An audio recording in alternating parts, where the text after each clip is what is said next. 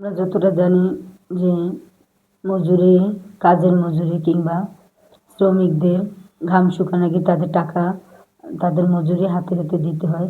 কিন্তু কিছু শ্রেণীর লোক আছে যারা মানুষকে খাটাবে কিন্তু তার ন্যায্য মজুরি দিবে না, প্লাস তাড়াতাড়িও দিবে না।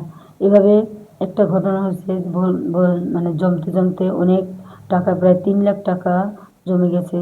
কিন্তু সেই শ্রমিক যখন টাকা পাচ্ছে না তখন সে বাধ্য হয়ে তার বাড়ির ম্যাডামের কাছে টাকা চাইলো, কিন্তু সে বলল 1 সপ্তাহ পরে দিয়ে দেবে। কিন্তু তারপরেও সে মানল না। সে বলল যে কি আমাকে ক্ষমা করে দিন বলে সে আতালি পাতালি সবাইকে কোপাতে লাগলো। এভাবে ছেলেমেয়ে সহ মা 3 জন খুন হয়ে গেছে। ছোট বাচ্চারা শুধু এই গেছে, আর বাবা হাসপাতালে ভর্তি ছিল বিধায় বাবা হয়তো বেঁচে গেছে। এখন আমার প্রশ্ন এখানে যে আসলে আমরা কেমন সমাজে বাস করি যে মানুষকে কাজ করিয়ে তার ন্যায্য মজুরি তাকে দেওয়া হয় না। এটা তো আসলে আমাদের এই সমাজে এখন এটা নাই, কিন্তু কিছু মানুষ তার ভুলের জন্য জীবনে এভাবে মাঝে মাঝে জলাঞ্জলি দেয়।